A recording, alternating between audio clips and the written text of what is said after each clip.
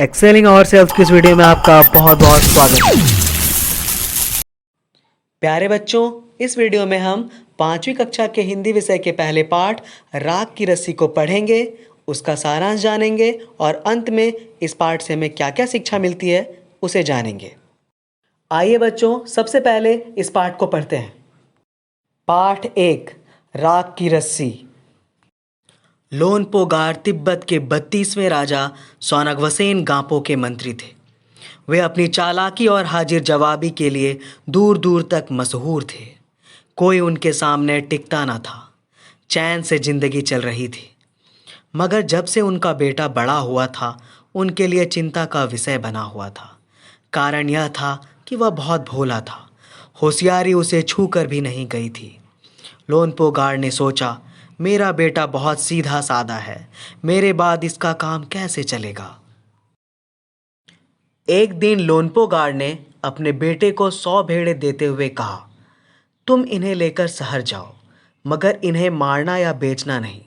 इन्हें वापस लाना 100 जौ के बोरों के साथ, वरना मैं तुम्हें घर में नहीं घुसने दूंगा। इसके बाद उन्होंने बेटे को शहर की तरफ रवाना किया। लोनपोगार का बेटा शहर पहुंच गया, मगर इतने बोरे जौ खरीदने के लिए उसके पास रुपए ही कहाँ थे। वह इस समस्या पर सोचने विचारने के लिए सड़क किनारे बैठ गया, मगर कोई हल उसकी समझ में ही नहीं आ रहा था। वह बहुत दुखी था। तभी एक लड़की उसके सामने आ खड़ी हुई। क्या बात है, तुम इतने दुखी क्यों हो? लोनपोगार के बेटे ने अपना हाल कह सुनाया। इसमें इतना दुखी होने की कोई बात नहीं, मैं इसका हल निकाल देती हूँ। इतना कहकर लड़की ने भेड़ों के बाल उतारे और उन्हें बाजार में बेच दिया। जो रुपए मिले उनसे जौ के 100 बोरे खरीदकर उसे घर वापस भेज दिया। लोनपोगार के बेटे को लगा कि उसके पिता बहुत खुश होंगे, मगर उसकी आपबीती पर उन्होंने ध्यान नहीं दिया। वे उठकर कमरे से बाहर चले गए। दूसरे दिन उन्होंने अपने बेटे को बुलाकर कहा, पिछली बार भेड़ों के बाल उतार कर बेचना मुझे जरा भी पसंद नहीं आया। अब तुम दोबारा उन्हीं भेड़ों को लेकर जाओ। उनके साथ जौ के 100 बोरे लेकर ही लौटना। एक बार फिर निराश लोनपोगार का बेटा शहर में उसी जगह जा बैठा। न जाने क्यों उसे यकीन था कि वह लड़की उसकी मदद के लिए ज़रूर आएगी, और हुआ भी कुछ ऐसा ही। वह लड़की आई। उससे उसने अपनी मुश्किल कह सुनाई। अब तो बिना जौ के 100 बोरों के मेरे पिता मुझे घर में नहीं घुसने देंगे। लड़की सोचकर बोली, एक तरीका है। उसने भेड़ों के सींग काट लिए। उन्हें बेचकर जो रुपए मिले उनसे 100 बोरे जौ खरीदे।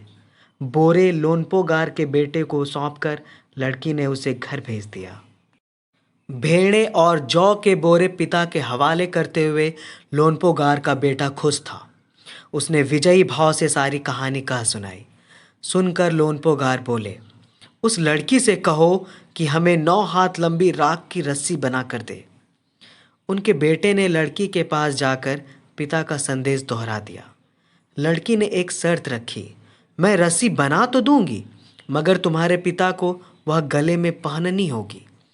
लोनपोगार ने सोचा, ऐसी रस्सी बनाना ही असंभव है, इसलिए लड़की की शर्त मंजूर कर ली। अगले दिन लड़की ने 9 हाथ लंबी रस्सी ली, उसे पत्थर के सिल पर रखा और जला दिया। रस्सी जल गई, मगर रस्सी के आकार की राख बच गई। इसे वह सिल समेत लोनपोगार के पास ले गई और उसे पहनने के लिए कहा। लोनपोगार रस्सी देखकर चकित रह गए। वे जानते थे कि राख की रस्सी को गले में पहनना तो दूर, उठाना भी मुश्किल है।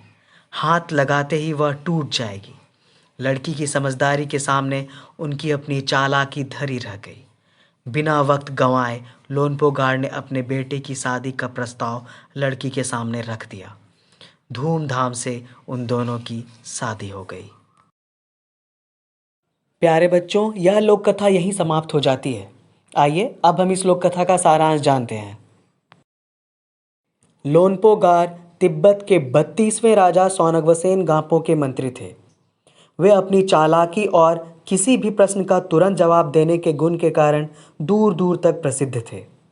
उनका जीवन आराम से गुजर रहा था।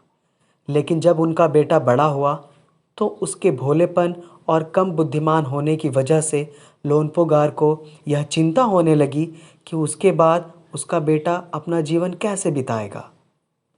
एक दिन लोनपोगार ने अपने बेटे को 100 भेड़ें देते हुए और यह कहते हुए शहर की ओर भेज दिया कि इन्हें तुम मारना या बेचना नहीं, बल्कि जौ के 100 बोरों के साथ इन्हें वापस लेकर आना, तभी तुम्हें घर में घुसने दिया जाएगा।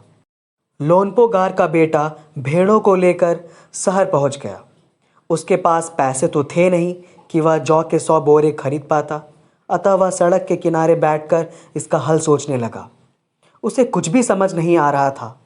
वह बहुत दुखी हो गया कि तभी एक लड़की उसके पास आई और उसके दुखी होने का कारण पूछा। लोनपोगार के बेटे ने अपने दुखी होने का कारण बता दिया। लड़की ने उसकी समस्या का हल निकालने की बात कहकर भेड़ों के बाल उतारे और उन्हें बाजार में बेचकर मिले पैसों से जौ के 100 बोरे खरीदकर उसे घर वापस भेज दिया। लोनपोगार का बेटा घर पहुंचा और अपनी आपबीती अपने पिता को बताई। लोनपोगार ने यह कहकर कि इस प्रकार भेड़ों के बाल काट कर बेचना उसे थोड़ा भी पसंद नहीं आया, अपने बेटे को दोबारा भेड़ों के साथ जौ के 100 बोरे सहित वापस लौटने की बात बोलकर शहर भेज दिया। इस बार भी लोनपोगार का बेटा शहर पहुंचकर उसी जगह बैठ गया, इस विश्वास के साथ कि फिर से वह लड़की उसकी मदद के लिए जरूर आ जाएगी। और हुआ भी ऐसा ही। फिर से वह लड़की आई। इस बार उस लड़की ने भेड़ों के सींग काट कर बेच दिए और उनसे मिले पैसों से जौ के 100 बोरे खरीदकर उसे घर वापस भेज दिया। घर पहुंचकर लोनपोगार के बेटे ने सारी बात बता दी। अपने बेटे की बात सुनने के बाद लोनपोगार ने उसे उस लड़की के पास जाकर यह कहने के लिए कहा कि वह 9 हाथ लंबी राख की रस्सी बनाकर दे। लड़की इसके लिए तैयार हो गई, पर उसने एक शर्त रखी कि लोनपोगार को वह रस्सी गले में पहननी होगी। लोनपोगार ने यह सोचकर कि रस्सी बन ही नहीं पाएगी, उसने लड़की की शर्त मान ली। लड़की ने पत्थर के एक चट्टान पर 9 हाथ लंबी रस्सी रखी और उसे जला दिया। ऐसा करने से रस्सी तो जल गई, पर रस्सी के आकार की राख बच गई। वह उसे लेकर लोनपोगार के पास पहुंची और पहनने के लिए कहा। लोनपोगार यह देखकर हैरान रह गए। उनकी चालाकी लड़की की समझदारी के सामने नहीं चल पाई। लोनपोगार ने तुरंत अपने बेटे की शादी का प्रस्ताव लड़की के सामने रख दिया। फिर धूमधाम से दोनों की शादी हो गई। प्यारे बच्चों, इस पाठ से हमें क्या क्या शिक्षा मिलती है, आइए अब उसे जानते हैं। लोनपोगार के चरित्र से हमें शिक्षा मिलती है कि माता पिता को हमेशा अपने बच्चों के भविष्य की चिंता रहती है। वे हमेशा चाहते हैं कि उनका बच्चा भी बुद्धिमान हो और अच्छे से अपना जीवन बिताए। लोनपोगार के बेटे के चरित्र से हमें यह शिक्षा मिलती है कि माता पिता की आज्ञा का पालन करना चाहिए। समस्या आने पर उसका हल निकालने का पूरा प्रयास करना चाहिए। अगर हम पूरा प्रयास करेंगे तो ईश्वर भी हमारी मदद जरूर करेंगे। लड़की के चरित्र से हमें यह शिक्षा मिलती है कि अपनी बुद्धिमानी और समझदारी का प्रयोग हमेशा दूसरों की मदद और भलाई के लिए करनी चाहिए। ज़रूरत पड़ने पर अपनी बुद्धिमानी और समझदारी से सही तरीके से घमंडी लोगों का घमंड दूर करना चाहिए। तो प्यारे बच्चों, इस वीडियो में हमने सबसे पहले राख की रस्सी पाठ को पढ़ा, फिर इस पाठ का सारांश सुना और समझा, और अंत में इस पाठ से मिलने वाली शिक्षाएं जानी। उम्मीद है आपने इस वीडियो को ध्यान से देखा होगा, बताई गई सारी बातों को ध्यान से सुना होगा और समझने का प्रयास किया होगा। धन्यवाद।